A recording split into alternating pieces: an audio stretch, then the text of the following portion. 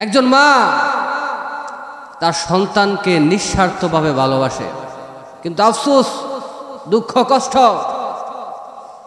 সেই মাকে অনেকে অবহেলা করে, অযত্ন করে। যেই মা আপনাকে ছোটবেলা এত যত্ন করলো, সেই মাকে আজকে আপনি ভুলে গেলেন। আপনার মতো অকৃতজ্ঞ আর কে হতে পারে? আল্লাহ রাসূল সাল্লাল্লাহু আলাইহি ওয়াসাল্লামের কাছে একজন সাহাবী আসছেন। সাহাবী আয়েশা বলেন যে, হে আল্লাহ রাসূল, আমি কার হক আদায় করব আগে, মায়ের হক নাকি বাবার হক? আল্লাহ রাসূল সাল্লাল্লাহু আলাইহি ওয়াসাল্লাম বললেন, তুমি তোমার মায়ের হক আদায় করো। ওই সাহাবী দ্বিতীয়বারের মতো আবার প্রশ্ন করলেন।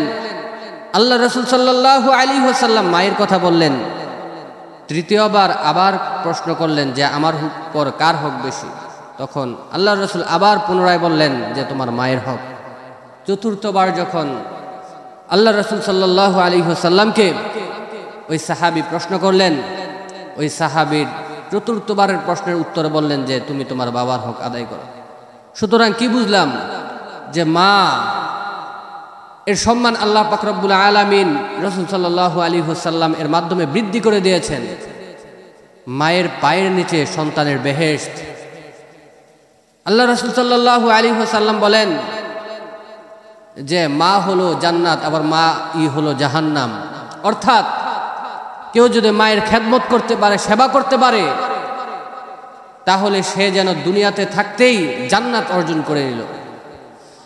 আর কেউ মা পাইল কিন্তু মায়ের সেবা যত্ন করতে পারল না, তার জন্য যেন দুনিয়াটা জাহান্নাম হয়ে যায়। আমার বন্ধুরা, আমার ভাইরা, এই জন্য ভাই, মা হলো অমূল্য সম্পদ।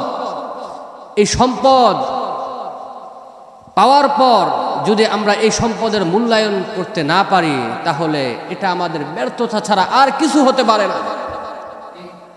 আমার ভাইরা, আমার বন্ধুরা,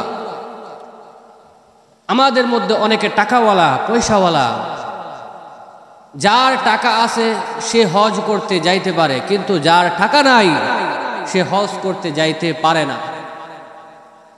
কিন্তু যার মা আছে, টাকা নাই, এই মায়ের দিকে যদি ভালোবাসার দৃষ্টি দিয়ে তাকায়, এই মায়ের দিকে যদি রহমতের দৃষ্টি দিয়ে তাকায়, এই মায়ের দিকে যদি করুণার দৃষ্টিতে তাকায়, তাহলে আল্লাহ পাক রব্বুল আলামিন তার আমল নামায় কবুল হজের সওয়াব দেয়। সুবহানাল্লাহ।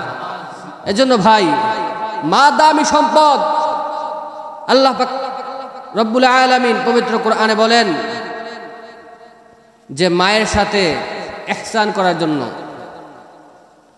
যে মায়ের সাথে কখনো ইনসাফ নয়। ইনসাফ তো সবার সাথে করতে হবে, কিন্তু একমাত্র মা বাবার সাথে ইহসান করতে হবে। অর্থাৎ আপনার মা, আপনার বাবা আপনাকে লালন পালন করতে গিয়া যতটুকু কষ্ট করেছেন, এর চাইতে 1000 গুণ বেশি কষ্ট করা লাগবে আপনার মা বাবাকে দেখাশোনা করার জন্য। এজন্য ভাই, মা বাবার প্রতি খেয়াল রাখা উচিত। আপনার বাবা বৃদ্ধ মানুষ, এই বাবা আপনার জন্য কষ্ট করেছে, আপনার লেখাপড়া চালাইতে গিয়া মাথার ঘাম পায়ে ফেলেছে। আজকে আপনি বড় হয়ে সেই বাবাকে বৃদ্ধ বলেন। ছেলের কাছে বাবাকে বৃদ্ধ বলে সম্বোধন করা, এটা বাবার জন্যে খুবই কষ্টের।